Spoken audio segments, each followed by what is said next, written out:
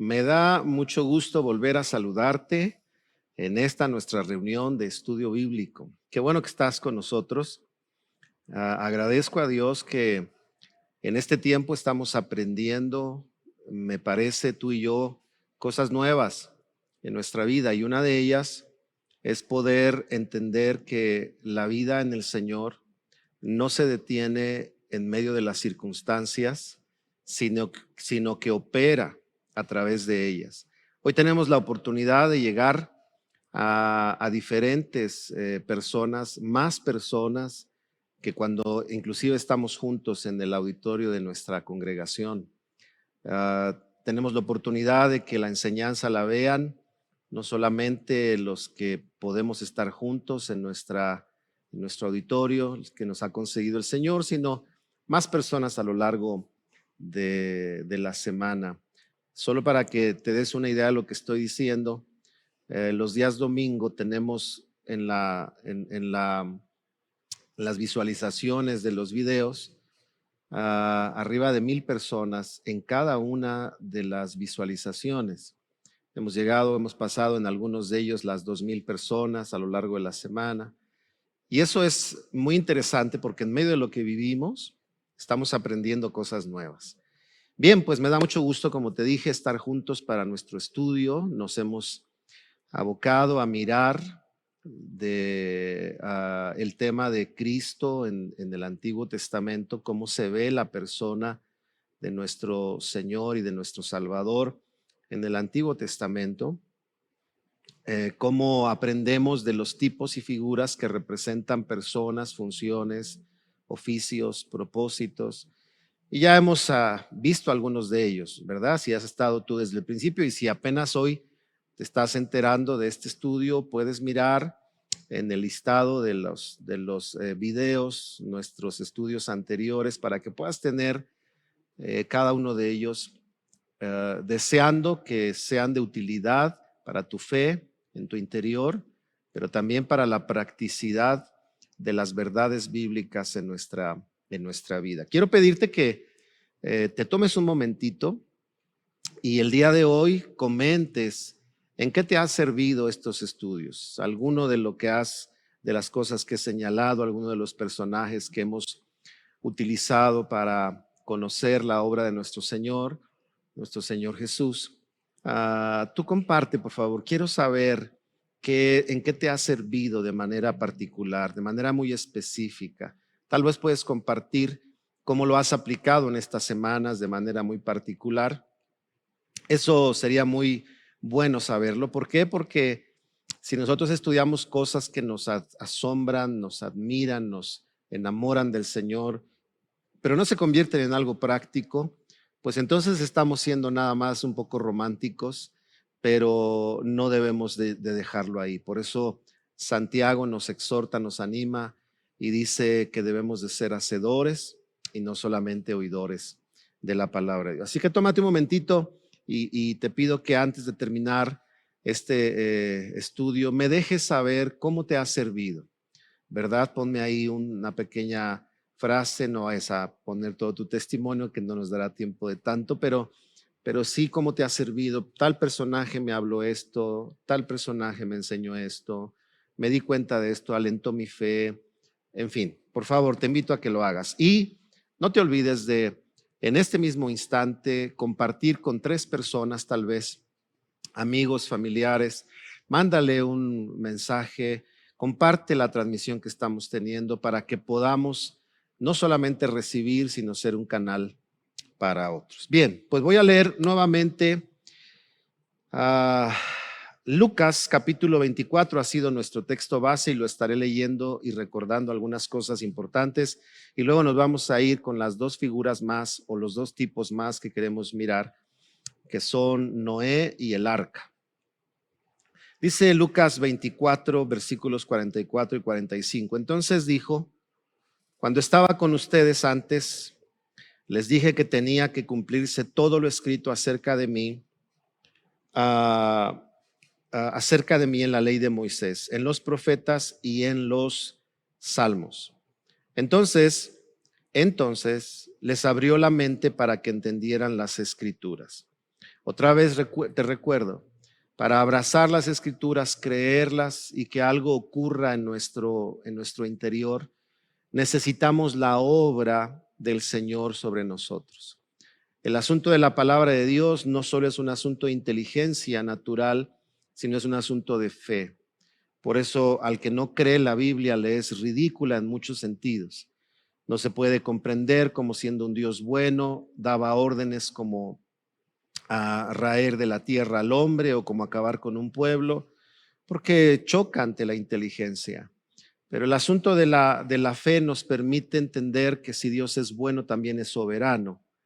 Y que el ser bueno no significa que hace todo lo que esperamos, sino que hace todo lo que en su soberanía sabe que es importante, es preeminente, es necesario hacer. ¿Me explico? Entonces, número uno, las escrituras tienen que abrirse por medio de la obra del Señor. Es como el principio de revelación. Revelar es conocer aquello que está oculto o darse a conocer aquello que no se ve a simple vista. Las escrituras requieren revelación. Y no hablo de suposiciones e imaginaciones, sino simplemente que el espíritu de la letra sea impregnado en nuestro espíritu para que se convierta en acciones prácticas de vida y de honra para el Señor. Bien, ahora la segunda consideración está en Juan 5:39. Ustedes estudian las escrituras a fondo, a fondo, a fondo, porque piensan que ellas les dan vida eterna. Fíjense bien, vida eterna. Y dice, pero las escrituras me señalan a mí, sin embargo, ustedes se niegan a venir a mí para recibir esa vida. La versión 60 dice, escudriñad las escrituras porque a vosotros os parece que en ellas tenéis la vida eterna. Este segundo pasaje nos enseña, aquí lo vemos, que se puede estudiar las escrituras a fondo, pero no necesariamente ir en la dirección que el Señor quiere. Eso es muy importante porque la pregunta me parece que sería clave. ¿Para qué escudriñamos las escrituras? Yo como pastor y como una persona que tiene casi toda su vida en el Evangelio, en el contexto cristiano, puedo mirar que a veces la gente estudia las escrituras para debatir lo que otros creen. Qué triste, eso no se debe de hacer. Lo que se debe de hacer es ir al Señor, es saber qué quiere Él para nosotros, ¿ok? Eso solo te lo dejo ahí. Ahora, lo siguiente es que dice aquí claramente que escudriñar las escrituras, al final dice Jesús, ellas les dan testimonio de mí, pero ustedes se niegan a venir a mí para recibir esa vida.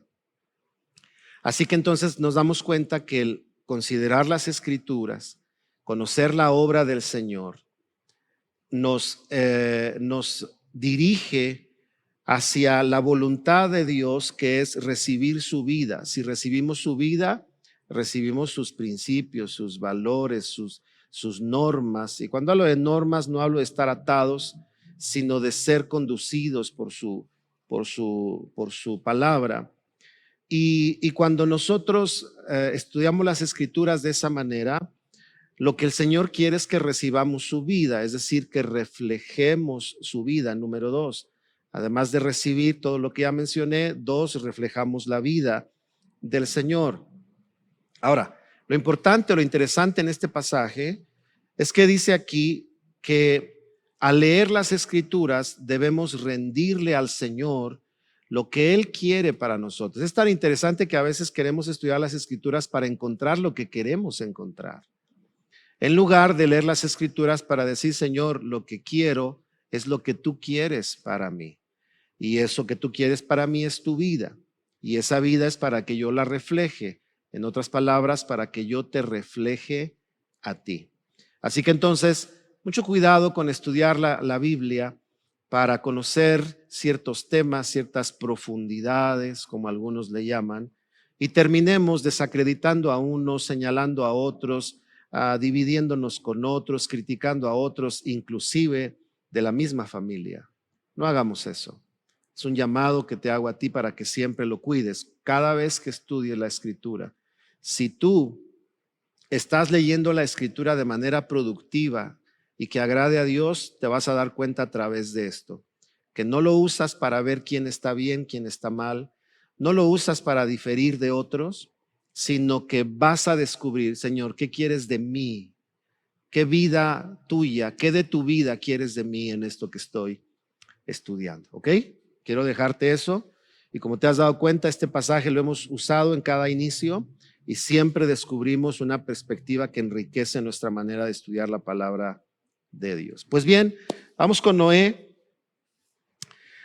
Noé, capítulo 6, voy a leer capítulo 6 de Génesis y vamos a ir al versículo, déjame ver, voy a comenzar en el versículo 9. Si lo tienes, acompáñame, si no, pues escúchalo, te aseguro que estoy leyendo la Biblia. Dice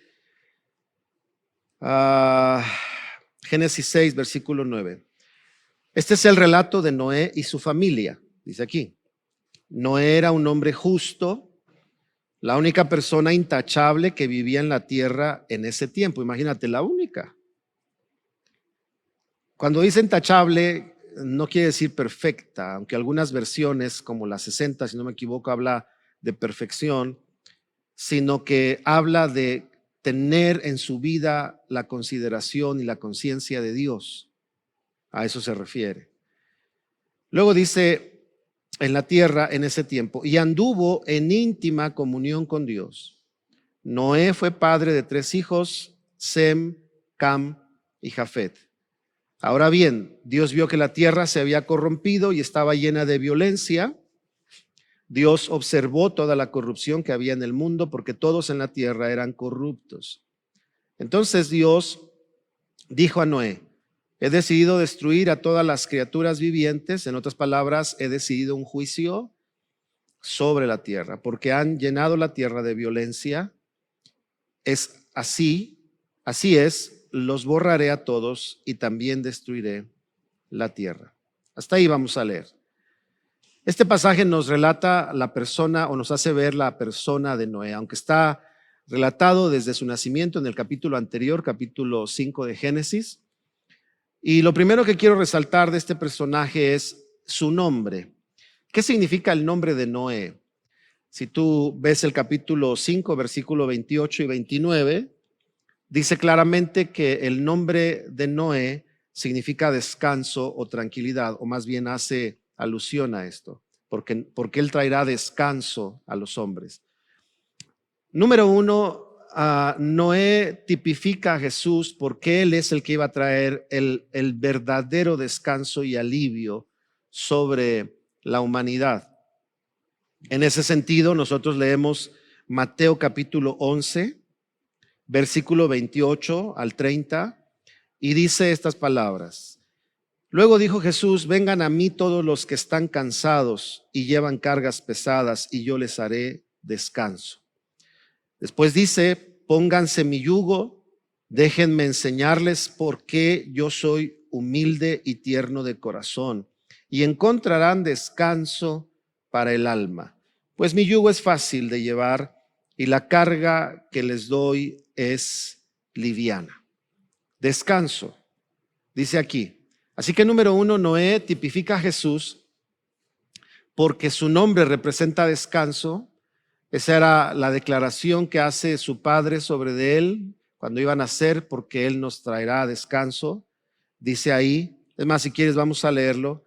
Es el capítulo 5, versículo 28 y 29. Dice, cuando Lamec tenía 182 años, fue padre de un hijo varón.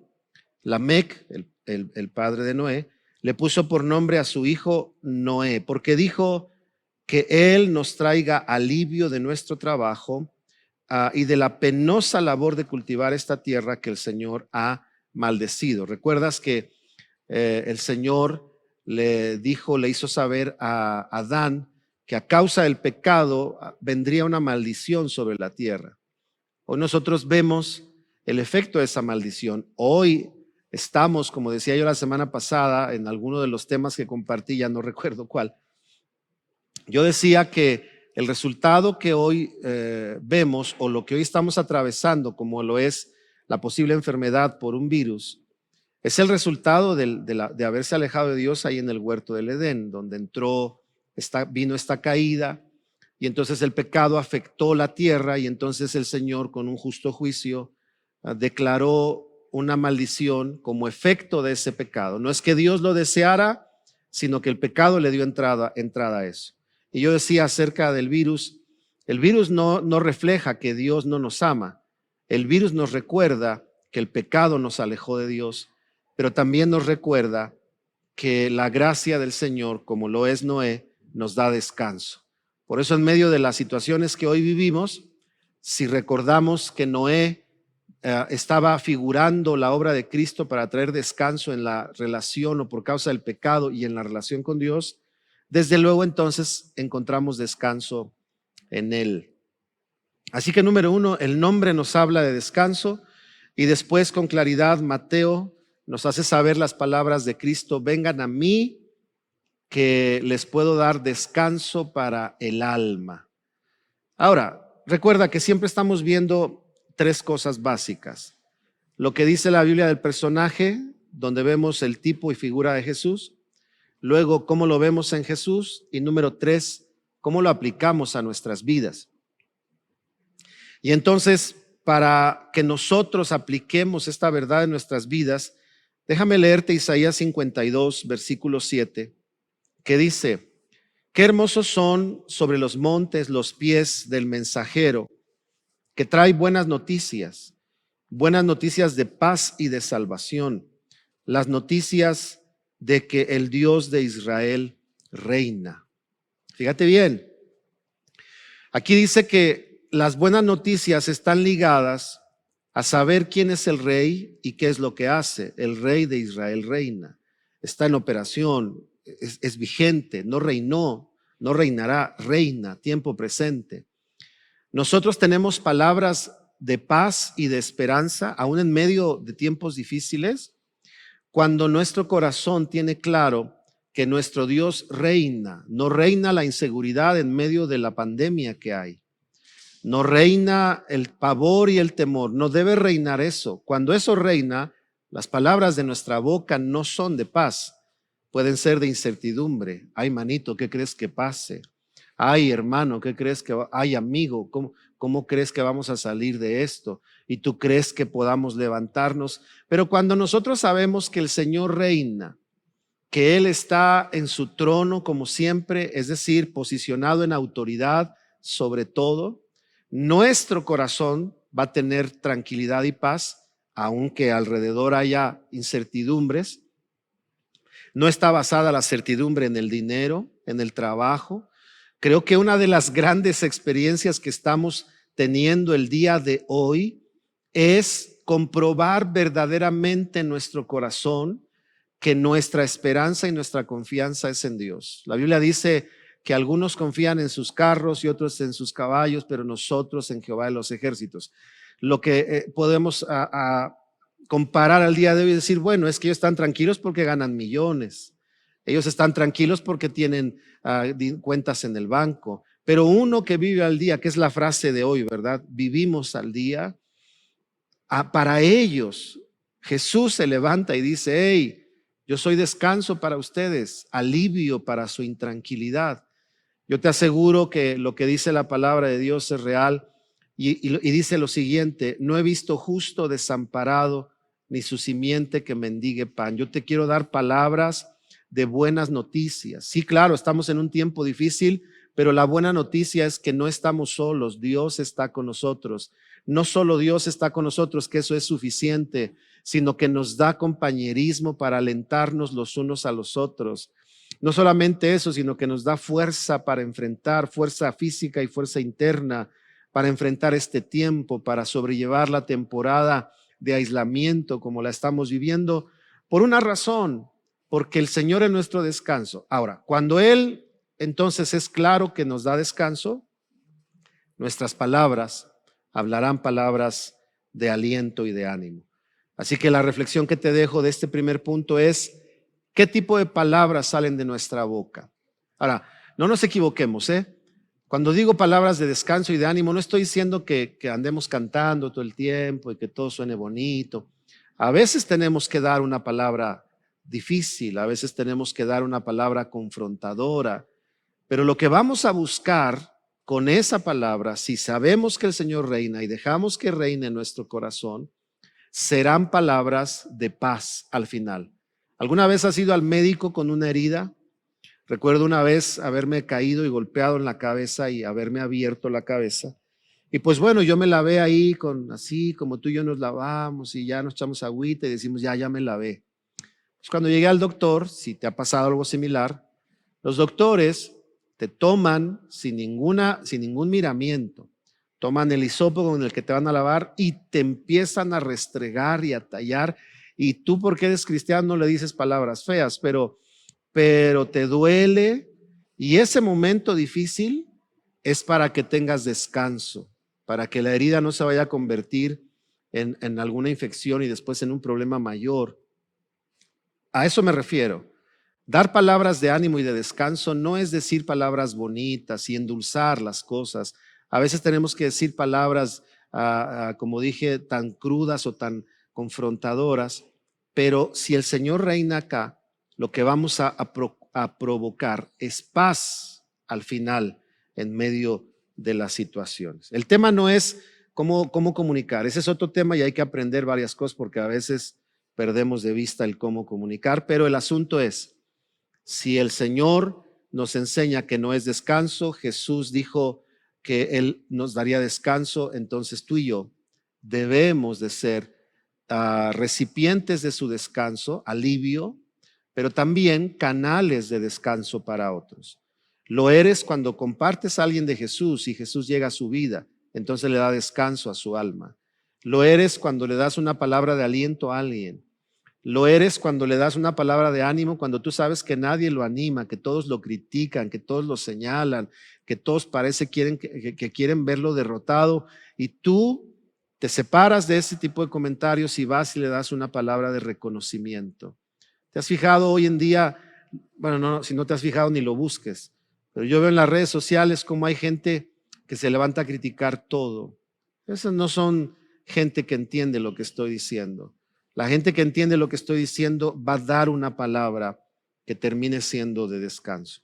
Bien, número 2, vemos en Génesis 6, lo leímos ya en el versículo 9 al 13, encontramos dos cosas. Lo primero es que dice en este pasaje acerca de Noé, número 1, dice, Noé era un hombre justo, versículo 9, ¿verdad? Y luego dice, era una persona que vivía en la tierra y anduvo en íntima comunión con Dios, íntima comunión con Dios. Así que aquí aprendemos dos cosas. Lo primero es, dice ahí, en esta versión era intachable. Versión 60 dice varón justo o varón perfecto. Es decir, tenía una vida limpia. Perfección no en el sentido de obra acabada en su totalidad, sino perfección en un sentido de constante mejoramiento. Si perfección en el contexto de Noé es me equivoco en algo, lo reconozco y lo trabajo. Perfección no es no me equivoco, soy intachable en el sentido de no hago nada indebido, sino que aun cuando lo hacía, él podía reconocer, ¿verdad? Vemos claramente la humanidad de Noé cuando sale del arca. Tú sabes que cuando sale del arca se le pasan el vino y termina embriagado y de ahí viene una maldición para uno de sus hijos. Imagínate, así que perfecto no lo era en ese sentido. Pero sí tenía una vida limpia, es decir, procuraba caminar con el temor de Dios en su corazón. Mira lo que dice 2 de Corintios 5:21. 2 de Corintios 5:21 nos dice lo siguiente. Pues Dios hizo que Cristo, quien nunca pecó, aquí vemos el reflejo de lo que dice Noé, que era intachable, quien nunca pecó, fuera la ofrenda por nuestro pecado, para que nosotros pudiéramos estar en una relación correcta con Dios por medio de Cristo. Fíjate qué interesante es esto, ¿eh? Ahorita voy a ir a la parte práctica para nuestras vidas. Aquí dice que Cristo nunca pecó haciendo esta realidad de lo que se hablaba de Noé, que era intachable, dice, el único en todo su tiempo, así como Jesús es único en toda la existencia de todo lo creado. Y dice que era limpio, tenía una vida limpia. Jesús tuvo una vida limpia, sin pecado, lo dice claramente 2 Corintios. Pero fíjate qué interesante, porque a veces cuando hablamos de limpieza de vida, me doy cuenta que pareciera que hablamos solo de nosotros y Dios. Pero Corintios dice que la vida limpia de Cristo era entre Él y Dios para que otros fueran beneficiados de esa vida limpia. Así que una vida nueva en Cristo, la manera correcta de vivirla es: yo me mantengo en una vida nueva para ti por lo que tú me has dado, pero no me encierro en un convento para no tener relación con los que no tienen esa vida nueva. Porque dime, ¿quién necesita la vida nueva? ¿Los que ya la tienen? No. Los de las congregaciones de las iglesias tampoco. Quien necesita esa vida nueva es quien no la tiene. Así que la vida nueva o la vida que Jesús tenía era limpia, y dice, termina diciendo 2 Corintios 5:21, para que nosotros pudiéramos estar en una relación correcta. Así que piensa en esto, por favor. Cuando tú pienses en tener una vida que agrada a Dios, si te quedas hasta ahí, estás incompleto. Una vida que agrada a Dios es para que otros puedan tener una relación con Dios por medio de tu testimonio, como le llamamos o le decimos, de tu vida, de tus charlas, de tus acciones, de tu manera de manifestar a Jesús. Algunas veces yo le he dicho a las personas, a ustedes les he dicho cuando estamos en las reuniones, en diferentes ocasiones les he dicho, ¿alguna vez te has puesto a pensar si puedes ir con ese amigo que le gusta tomar y que se va a ir a un lugar a tomar y lo vas a acompañar porque tú tienes una vida nueva delante de Dios? Eso ya no gobierna sobre de ti. Ahora, si tienes problemas con eso, ten mucho cuidado, pero si ya no gobierna sobre de ti, tú vas con el amigo que va a ir a tomar y que tal vez no va a estar en condiciones de manejar. Y entonces tú vas y dices, ok, lo voy a ir a cuidar. No para que siga en esa vida, sino para que yo, la vida que agrada a Dios, de no hacer lo mismo con alguien que hace lo que es contrario a Dios, y luego lo llevo a su casa, y no sé cuántas veces esa historia o esa escena se pueda repetir, para un día decirle, quiero hablarte de Jesús, y tu amigo te diga, sí, quiero escuchar de ese Jesús que puedo ver a través de tu vida, que no me critica, que no me destruye, que no te apartas de mí porque soy alguien que le gusta el vino. Y entonces la vida que tú quieres llevar agradando a Dios o queremos llevar, no la usamos solo para nosotros y para con Dios y ganarnos un lugarcito en el cielo o una mejor mansión en el cielo, como algunos creen o dicen, sino para que otros conozcan al Señor. Es muy interesante, ¿no te parece?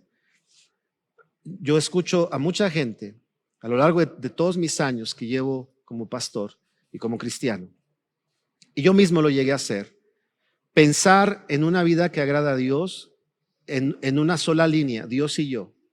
Y Corintios nos revela que Jesús llevó esa vida para tener una línea de agrado al Padre, pero con un efecto para que otros pudieran tener una relación correcta con Dios. Ah, qué interesante.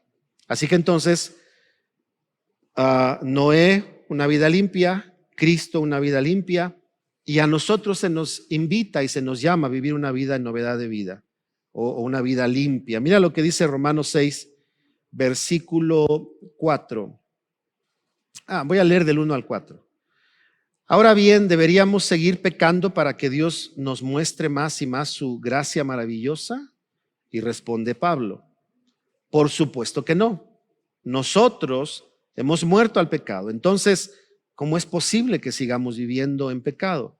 ¿O acaso olvidaron que cuando fuimos unidos a Cristo en el bautismo, nos unimos a Él en su muerte? Pues hemos muerto y fuimos sepultados con Cristo mediante el bautismo, y tal como Cristo fue levantado de los muertos por el poder glorioso del Padre, ahora nosotros también podemos vivir una vida nueva. Noé, una vida limpia; Cristo, una vida sin pecado. nosotros somos llamados a vivir una vida nueva, en donde, como dice el apóstol Juan, no vivimos de continuo en el pecado, aunque sí fallamos, porque hay dos maneras de ver el pecado: cuando fallamos y cuando permanecemos en el pecado.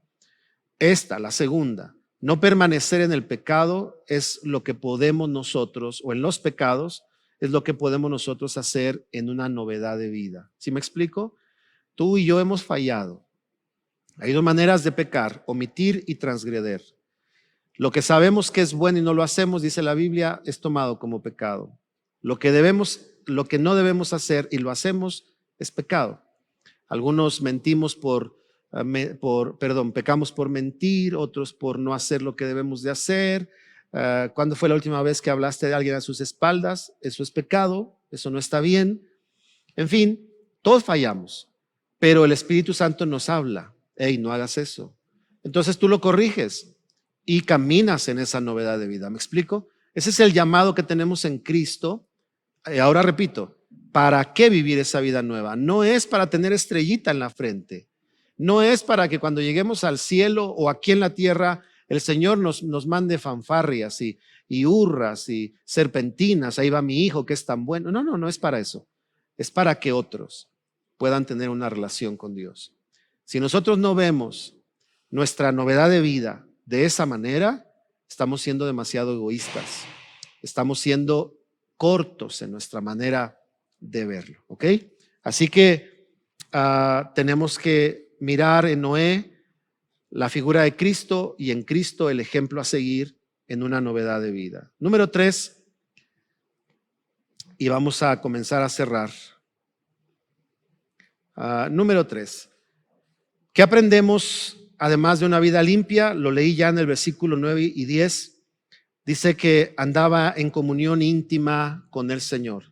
Comunión íntima con el Señor. Marcos 1:35. Marcos 1:35 al 38, si no me equivoco. Vamos a leerlo y mira lo que dice esta porción. Dice: a la mañana siguiente, antes del amanecer, Jesús se levantó y fue a un lugar aislado para orar. Esta palabra aislado también se traduce en la versión 60 como desierto. Más tarde Simón y los otros salieron a buscarlo. Cuando lo encontraron, dijeron: todos te están buscando. Jesús le respondió: debemos seguir adelante e ir a otras ciudades, y en ellas también predicaré, porque para eso he venido.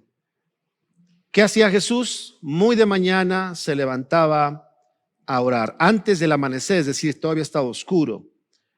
La verdad, no sé a qué horas, pero antes de las 5 de la mañana, de las 6 de la mañana, Jesús se levantó y se fue a un lugar aislado a orar. Y esto lo hacía de costumbre, era su hábito. ¿De qué nos habla esto? Bueno, dijimos que Noé, versículo 10, Génesis 6:10, dice que tenía comunión íntima con Dios. Luego Jesús habla en este relato que nos menciona Marcos, de cómo Jesús tenía como prioridad su intimidad con el Padre, en este caso a través de la oración. Quiero hacer un paréntesis. Tú y yo no tenemos comunión con Dios por medio de la oración o solo por medio de la oración. Número 1, tenemos comunión porque estamos en Cristo, por eso podemos tener comunión. Ahora, ¿qué hacemos en la oración? Aprovechar nuestra comunión, aprovechar que Él es mi Padre, aprovechar que Él es mi Rey, aprovechar que Él es mi Señor, y en ese diálogo, como debe de ser la oración, donde yo hablo, donde le escucho en mi corazón, en ese diálogo aprovecho la comunión que he recibido en Cristo, ¿ok? Para que no pensemos que cuando oramos tenemos comunión. Entonces, ¿qué pasaría cuando dejamos de orar?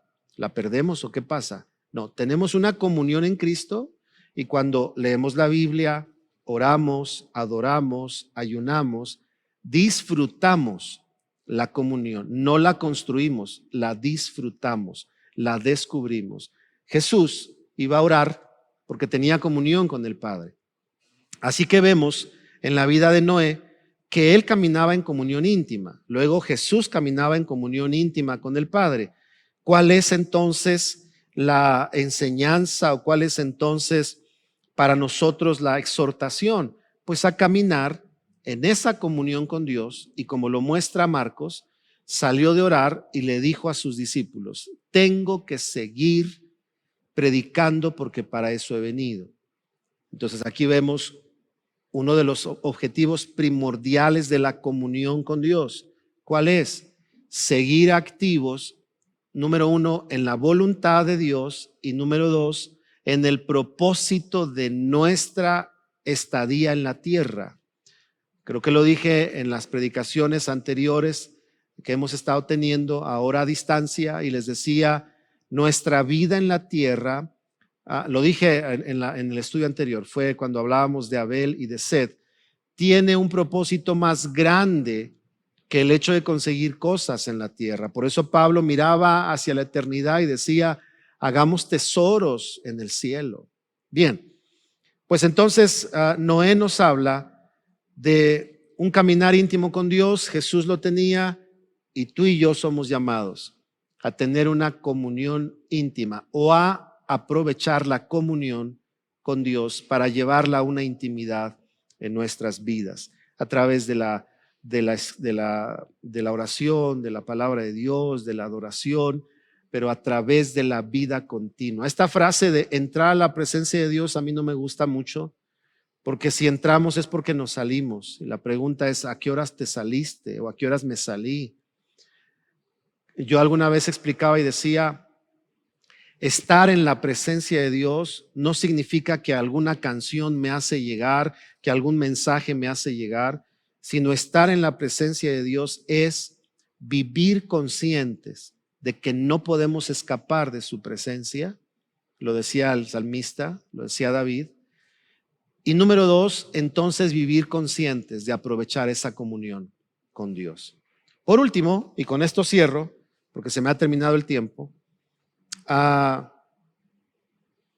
Noé nos enseña que él trabajó en un proyecto, el proyecto del arca, ¿verdad? Capítulo 6, lo puedes leer todo el capítulo 6. Voy a saltarme esa lectura, por favor hazla en casa.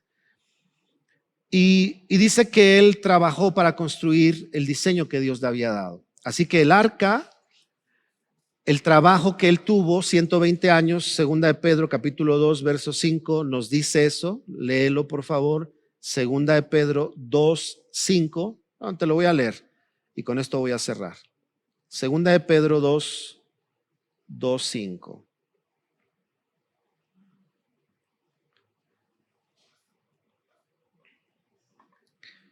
¿Ya lo tienes? Si ya lo tienes, espérame tantito que yo no lo tengo. Segunda de Pedro 2:5 nos va a decir lo siguiente. Llego. Aquí está. Segunda de Pedro 2, versículo 5 dice: con la excepción de Noé, predicador de la justicia, y sus 7 familiares, tampoco perdonó al mundo antiguo, sino que envió al diluvio para destruir completamente a los impíos. ¿De qué está hablando este pasaje? Del trabajo arduo de Noé, predicador de justicia, ¿verdad? Pedro está hablando del tiempo del diluvio, del justo juicio del Señor, y menciona a Noé. Y en ese contexto vemos que su trabajo de pregonar tenía que ver con el propósito que el Señor le había encomendado, además de la construcción del arca. Y de esa misma manera Jesús vino para hacer un trabajo arduo, y él lo hizo predicando. Lo leímos en Marcos, salía y predicaba. Y con esto quiero cerrar diciendo que justamente Marcos, cuando dice que vayamos y prediquemos, que anunciemos a Jesús, debe ser un trabajo arduo, continuo, en nuestras relaciones con el familiar, el amigo, el que no tenga a Jesús como Señor. Nuestro trabajo debe ser arduo, como Noé lo hizo en su tiempo, Jesús lo hizo en su tiempo. Él predicaba continuamente durante 3 años, incansablemente predicaba, anunciando el evangelio hasta que fue crucificado. Y esto nos habla que tú y yo deberíamos dirigirnos hacia hacer del anunciamiento de Jesús con nuestra vida, nuestras acciones, nuestras palabras, nuestros círculos de relaciones que Dios nos ha concedido, amigos, familiares, conocidos, equipos de trabajo, poder llevar a Jesús ahí de manera ardua, no de manera ocasional ni de manera esporádica, sino ardua. Y con esto cierro. Jesús nos da el modelo de que los proyectos que Dios nos da, sea tu familia, sea tu trabajo, lo que sea, los proyectos que Dios nos da van a ser un canal para que otros le conozcan. Hay que dedicarnos arduamente a los proyectos que Dios nos ha dado. Tu familia como primer lugar, sean tus padres, sean tus hijos, sea tu esposa, tu esposo, ¿verdad? Y de ahí en fuera los demás círculos que Dios te haya concedido. Muy bien, pues me voy a detener aquí para no dejar solo el principio. Solo les diré que el siguiente tema será, veremos el arca. Ahora hablamos de Noé, ahora hablaremos del arca, cómo se ve Cristo en el arca. Luego miraremos cómo se ve Cristo en la vida de Jacob. Algunas cosas muy interesantes que podremos descubrir en este personaje y cómo es un tipo de Cristo y su obra. Bien, espero que lo que hemos aprendido hoy sea de utilidad en tu fe, que te enamore más de tu Señor y tu Salvador Jesús, pero también y sobre todo ahí quiero poner en mucho énfasis que lo que vimos como tercer aspecto, que es la parte práctica en nuestra vida, la apliquemos tú y yo en lo que tengamos por hacer estos días y en los días venideros. Muy bien, pues te dejo de nuevo un abrazo.